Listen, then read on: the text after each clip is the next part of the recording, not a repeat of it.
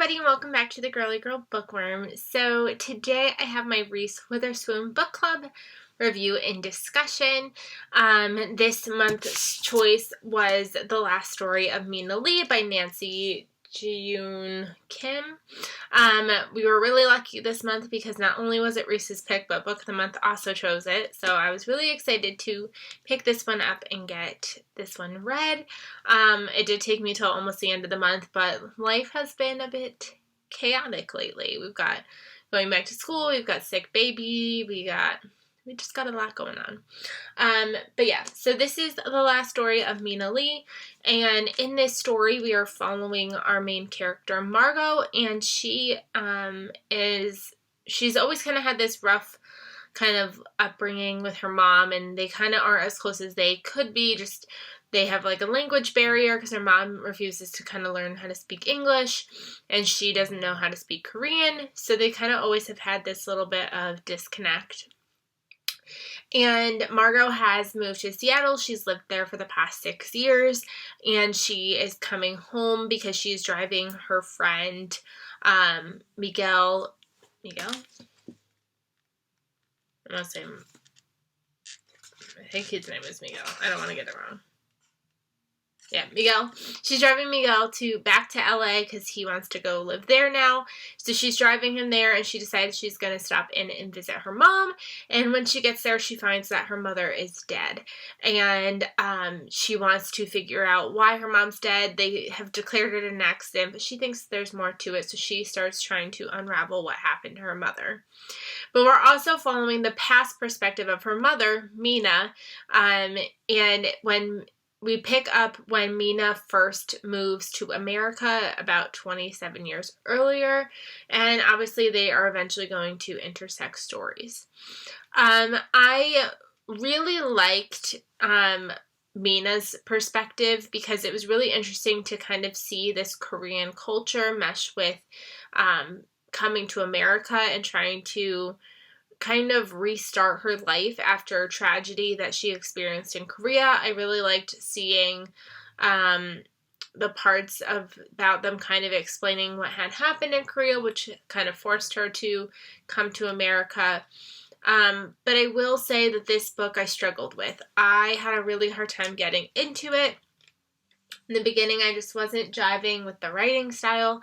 It's very descriptive, and the descriptions get very repetitive. We hear what they eat about 1,000 times in this book, and unfortunately, because I'm not well versed with Korean food, I had no idea what they were talking about. So it just kind of got really repetitive just to keep hearing what they were eating, and some of the themes that just like kept repeating itself that weren't really necessary to the story to keep repeating themselves. And then it kind of finally picked up around 280 pages in. This is about 380 pages, so about 100 pages left. I finally kind of got invested in it, where I wanted to know what was happening. The drama kind of started happening, and I started piecing things together. But then the ending just felt very unsatisfactory to me. Like, it just felt like all this buildup for what happened just didn't seem right. This book brings up a ton of really great conversations when it comes to immigration and how Korean people are treated. Domestic violence is brought up in here. And like other topics of discussion. But I felt like they weren't done well, which is probably why I'm blanking on the discussions that were had, because they kind of got glazed over by other non-important details, like I was saying earlier. So unfortunately, this book just like didn't do it 100% for me. I ended up giving it 3 stars.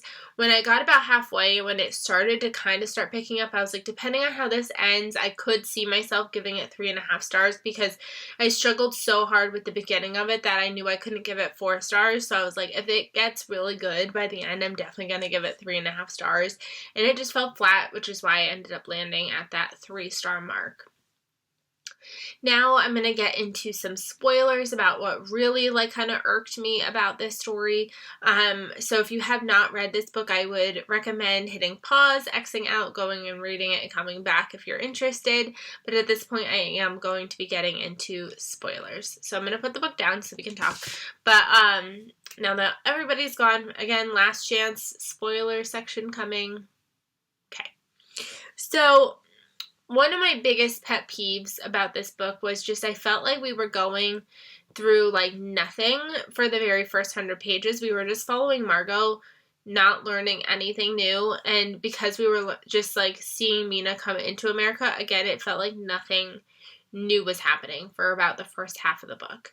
And then when things started getting picked up, I was like, okay, cool. Like when we finally started seeing like her and Mr. Kim get together, I also was really thrown off by the fact, I'm assuming it's a culture thing where you call somebody that you're talking to by their surname. So like when they were calling her, like he called her after like they had just had sex, and he was like, and she's like, Mr. Kim, and I'm like, you can't call him by his first names. Like you literally just got to get like, he just impregnated you, like, and you can't call him by his name. Like, it was just very strange with that. But, like, by the end, I was like, ooh, Mr. Park is really creepy. He definitely murdered her. And then for it to be that he was, like, stalking Mrs. Bake, I don't know how to pronounce her name, it didn't make sense to me. Like, I understood his story the 27 years prior when he was getting with, Lupe, but when he got with her, like, it didn't make sense to me because when they were 27 years prior, they were in their 40s already. So by the time the 27 years later happened, like, it mentioned that, like, Mina was, like, in her almost 70. So, and Mrs. Bake I don't know her name, kept trying to say that she was older than Mina. So the fact that she was older than Mina and he's stalking her because she said no, it just didn't jive with me. So it really didn't add up to make sense. And then for them to kind of throw in like she ran away from her husband, and when she saw the gun, that's why she pushed Mina, and then she left, like, it didn't make sense. Like, I understand that she kind of had probably like a PTSD moment of like she saw the gun and she pushed, but to not call the cops, to not do anything, it just like, you could have saved her / like it would have had to be like a big push to really murder her. So like it really didn't make sense that like her just bringing out a gun would make her push her to that point of like, I just pushed you and now you're dead. It didn't make sense to me. And then like we went from, like, things just being kind of okay to, like, Mr. Park's death was just gruesome for the point of being kind of gruesome, and it just didn't feel like it fit with the rest of the direction the story was going.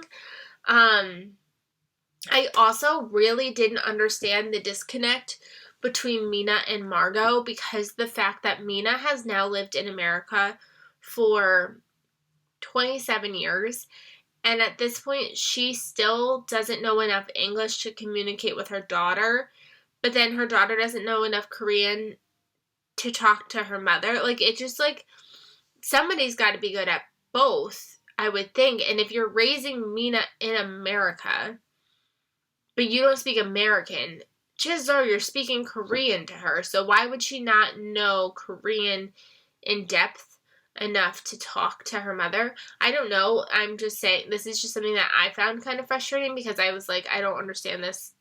I don't like when books have communication problems to begin with, and obviously it's not my culture, so I don't know, but I know like a lot of students that we have in our schools that are English as a second language learners, it's because their parents speak a primary language at home. So like, and that's what they know fully. So like, I just don't understand how her mother basically only speaks Korean, but she doesn't understand Korean. I don't know. It just didn't make sense. And she kept getting mad at her mom for not learning how to speak English, but she didn't do anything to, like, learn Korean better to speak with her mother, which I thought was really off and bizarre. I I don't know, there was just like a lot of disconnects in here that I felt like just didn't line up the way I expected them to line up. I also just, I don't know, like I understood Mr. Kim leaving to avoid immigration, but to all of a sudden like get married almost like right off the bat and like leave her behind didn't make sense. Like, especially he left in the 80s and technology was not what it is today. So I thought it was really bizarre when he said, I can't take you with me because it's harder to hide two people. And it's like, but I'm going to come back for you. But then, like, you got married almost right away after leaving. And there was no real technology then. He honestly could have probably taken her and left, and they would have never been found together. Like, it doesn't seem like as evil as they made Mr. Park seem, as far as we know, he never actually really went after Mr. Lee anyways. So, like, why didn't he call back a week later and been like, hey, everything good? Want to come join me now that I figured out how to hide? Like, it just didn't make sense. It didn't add up, and unfortunately, that's why I ended up being 3 stars. So I got to the point where I was super nitpicky with this book, and I'm probably still being super over nitpicky, and I find that happens when I start to dislike a book. I start to just find every little flaw that probably isn't even a flaw, but I make it a flaw. So unfortunately, that was like really standing in my way, that once I started doing that in the book, it was really hard to stop nitpicking the book. So, unfortunately, I gave it 3 stars. Let me know if you read it down below, and I will see you guys really soon. Bye, everybody.